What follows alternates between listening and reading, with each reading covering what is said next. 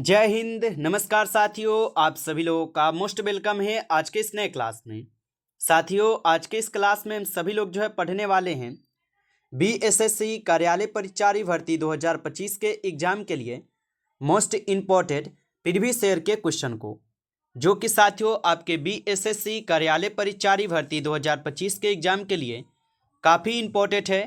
तो आप सभी लोग इस क्लास को बिल्कुल अच्छी तरीके से लास्ट तक देखिएगा और इस क्लास में दिए जाने वाले इन सभी क्वेश्चन को आप अच्छे से जरूर याद कर लीजिएगा, जिससे कि आप अपने एग्जाम में सभी क्वेश्चन को आसानी तरीके से बना पाएंगे। तो चलिए साथियों, क्लास को स्टार्ट करते हैं।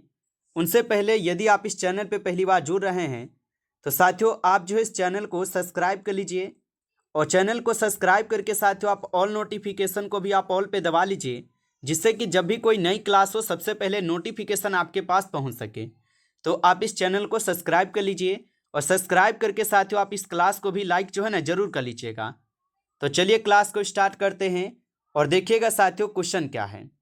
साथियों क्वेश्चन है कि महात्मा गांधी का जन्म कहाँ हुआ था। साथियों ये सभी क्वेश्चन बिल्कुल इंपॉर्टेंट और सिलेक्टेड क्वेश्चन लिए गए हैं, जो कि आपके पेपर में साथियों 100% ये सभी क्वेश्चन आपको देखने को मिलेंगे। आप अच्छे से इन प्रश्न को याद कर लीजिएगा और बताइए कि महात्मा गांधी जी का जन्म कहाँ पर हुआ था। तो याद रखिएगा साथियों, गुजरात के पोरबंदर में होते हैं। ऑप्शन ए सही जवाब है, याद रखिएगा। अगला प्रश्न यहाँ पे आपका आता है कि ताजमहल ये कब बनाया गया था। बताइए साथियों कि ताजमहल कब बनाया गया था। तो ताजमहल साथियों 1631 में शाहजहां के द्वारा बनवाए जाते हैं। ऑप्शन ए सही जवाब है, याद रखिएगा। अगला यहाँ पे आपका क्वेश्चन है कि विज्ञान दिवस ये किस तिथि को साथियों मनाया जाता है। चलिए आंसर लगाइएगा कि विज्ञान दिवस किस तिथि को मनाया जाता है। तो साथियों आप याद रखेंगे विज्ञान दिवस मनाई जाती है 28 फरवरी को। ऑप्शन सी सही जवाब है, 28 फरवरी को मनाई जाती है। अगला क्वेश्चन देखेंगे साथियों कि विश्व का सबसे बड़ा महाद्वीप कौन है। चलिए बताएंगे साथियों कि विश्व का सबसे बड़ा महाद्वीप कौन हो जाएंगे। तो याद रखिएगा साथियों एशिया महाद्वीप, जो कि विश्व के सबसे बड़ा महाद्वीप है। आप सभी लोग याद रखेंगे। अगला प्रश्न आता है बंगाल विभाजन साथियों कब हुआ था। ये सभी क्वेश्चन साथियों वीवीआई और इंपॉर्टेंट क्वेश्चन हैं, जो कि आपके पेपर में साथियों 100% ये सभी क्वेश्चन आपको देखने को मिलेंगे। आप अच्छे से इन प्रश्न को याद रखिएगा और बताइए कि बंगाल विभाजन ये कब हुआ था। तो याद रखेंगे साथियों 1905 में बंगाल विभाजन होता है। ऑप्शन सी सही जवाब है। अगला प्रश्न आता है कि भारत में पहली जनगणना किस वर्ष हुई थी। चलिए बताएंगे साथियों कि भारत में पहली जनगणना किस वर्ष हुई थी। तो याद रखिएगा साथियों 1872 में भारत में पहली जनगणना होती है। ऑप्शन ए सही जवाब है, 1872 में। अगला प्रश्न आता है कि श्वेत क्रांति का जनक किसे कहा जाता है। चलिए बताएंगे साथियों कि श्वेत क्रांति का जनक किसे कहा जाता है।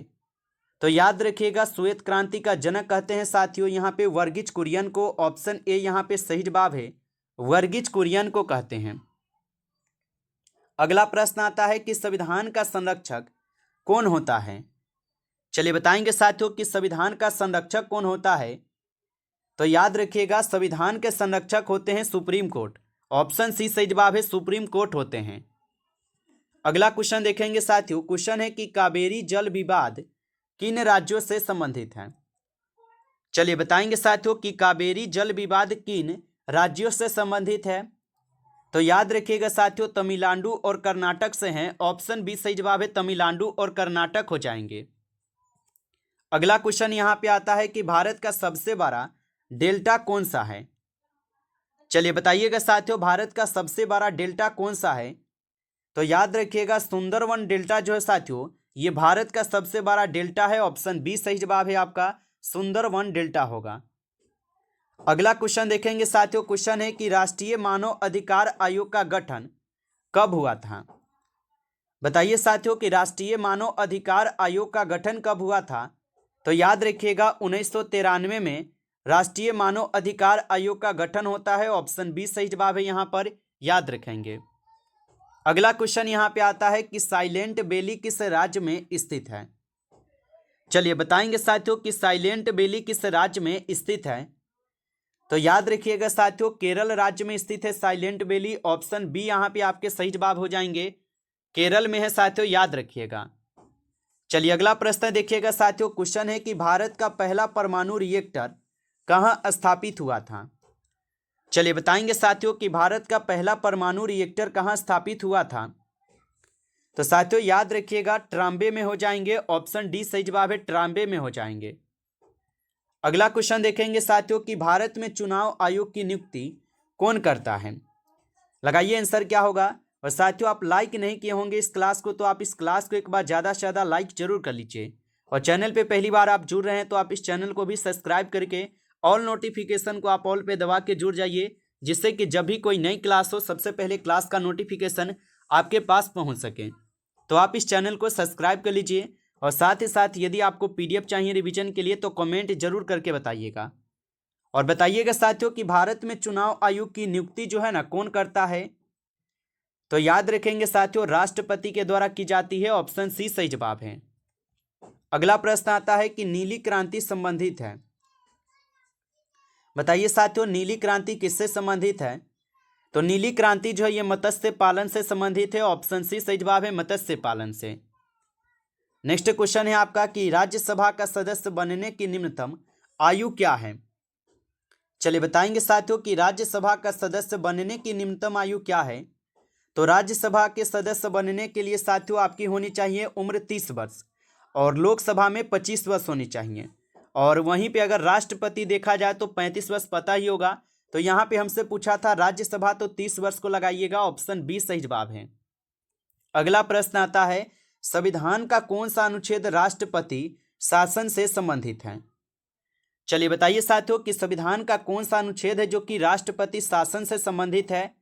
तो याद रख लीजिएगा साथियों, अनुच्छेद 356 हो जाएंगे जो कि राष्ट्रपति शासन से संबंधित है। ऑप्शन बी सही जवाब है, अनुच्छेद 356 होगा। नेक्स्ट क्वेश्चन देखेंगे कि हरित क्रांति का सर्वाधिक प्रभाव जो है ये किस राज्य में पड़ा है। चलिए बताएंगे साथियों कि हरित क्रांति का सर्वाधिक प्रभाव किस राज्य में पड़ा है। तो याद रखेंगे साथियों, पंजाब राज्य में पड़ा है। ऑप्शन बी सही जवाब है, पंजाब राज्य में। अगला प्रश्न यहाँ पे आता है, भारत का सबसे बड़ा मीठे पानी की झील जो है कौन सी है। बताइए कि भारत का सबसे बड़ा मीठे पानी की झील कौन सी है। तो याद रखेंगे साथियों, बुल्लर झील जो है ये भारत का सबसे बड़ा मीठे पानी की झील है। ऑप्शन ए सही जवाब है, बुल्लर झील होगा। नेक्स्ट क्वेश्चन देखेंगे साथियों कि आरबीआई की जो स्थापना है ये किस वर्ष हुई थी। चलिए बताएंगे साथियों, आरबीआई की स्थापना किस वर्ष हुई थी। तो याद रखिएगा, आरबीआई की स्थापना होती है 1935 में। ऑप्शन ए सही जवाब है, 1935 में होती है। अगला क्वेश्चन देखेंगे साथियों कि संविधान सभा के अस्थायी अध्यक्ष कौन थे। चलिए बताएंगे साथियों कि संविधान सभा के अस्थायी अध्यक्ष कौन थे। तो याद रखिएगा, संविधान सभा के अस्थायी अध्यक्ष थे डॉक्टर सच्चिदानंद सिन्हा। ऑप्शन बी सही जवाब है, डॉक्टर सच्चिदानंद सिन्हा होगा। नेक्स्ट क्वेश्चन देखेंगे साथियों कि भारत छोड़ो आंदोलन किस वर्ष और कब शुरू हुआ था।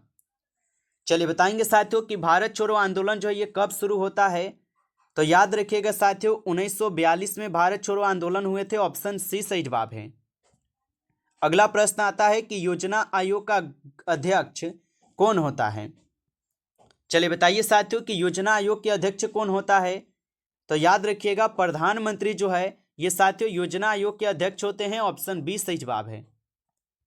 अगला प्रश्न आता है कि लोकसभा का अस्थायी अध्यक्ष कौन होता है। चलिए बताएंगे साथियों कि लोकसभा के अस्थायी अध्यक्ष कौन होता है। तो याद रखिएगा साथियों, स्पीकर जो है ये लोकसभा के अस्थायी अध्यक्ष होता है, याद रखेंगे। अगला प्रश्न है, भारत का सबसे बड़ा कोयला क्षेत्र जो है साथियों कौन सा है। चलिए बताएंगे साथियों, भारत का सबसे बड़ा कोयला क्षेत्र कौन सा होगा।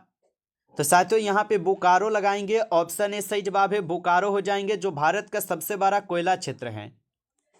चलिए अगला प्रश्न है कि सिंधु घाटी सभ्यता का प्रमुख बंदरगाह जो है साथियों नगर कौन सा था। चलिए बताइए कि सिंधु घाटी सभ्यता का प्रमुख बंदरगाह नगर कौन सा था। तो याद रखिएगा साथियों, लोथल हो जाएंगे। ऑप्शन सी सही जवाब है, लोथल होगा।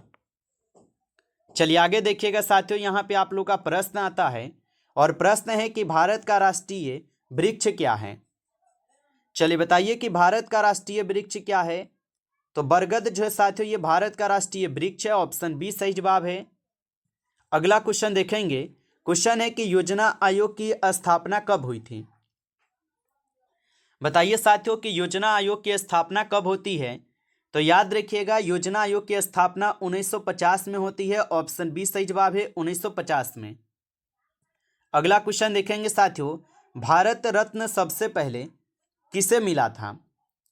चलिए बताइए साथियों कि भारत रत्न सबसे पहले किसे मिला था। तो याद रखेंगे साथियों डॉक्टर राधाकृष्ण जी को सबसे पहले भारत रत्न मिले हुए थे, ऑप्शन ए सही जवाब है। अगला प्रश्न यहाँ पे आता है कि संविधान में मौलिक कर्तव्य जो है ये किस संविधान संशोधन के द्वारा जोड़े गए हैं। तो संविधान में मौलिक कर्तव्य किस संविधान संशोधन के तहत जोड़े गए थे। तो 42वां संविधान संशोधन होता है जिसके तहत संविधान में मौलिक कर्तव्य साथियों जोड़े जाते हैं। नमस्कार साथियों, इस क्लास में टॉप 30 क्वेश्चन थे जो कि काफ़ी इंपॉर्टेंट और सिलेक्टेड क्वेश्चन थे। ये सभी क्वेश्चन साथियों यदि आपको क्लास अच्छा लगा हो तो आप जो इस क्लास को ज़्यादा से ज़्यादा लाइक कर लीजिएगा, और चैनल पे पहली बार जुड़े हैं तो आप इस चैनल को भी सब्सक्राइब कर लीजिए, और सब्सक्राइब करके आप ऑल नोटिफिकेशन को भी ऑल पे दबा के आप जुड़ जाइएगा, जिससे कि जब भी कोई नई क्लास हो सबसे पहले क्लास का नोटिफिकेशन आपके पास पहुँच सके। तो आप इस चैनल को भी सब्सक्राइब कर लीजिए, और साथियों यदि आपको PDF चाहिए तो आप कमेंट करके जरूर बताइएगा। चलिए फिर मिलते हैं आपसे एक नेक्स्ट टॉपिक के साथ नेक्स्ट क्लास में। तब तक के लिए जय हिंद, जय भारत।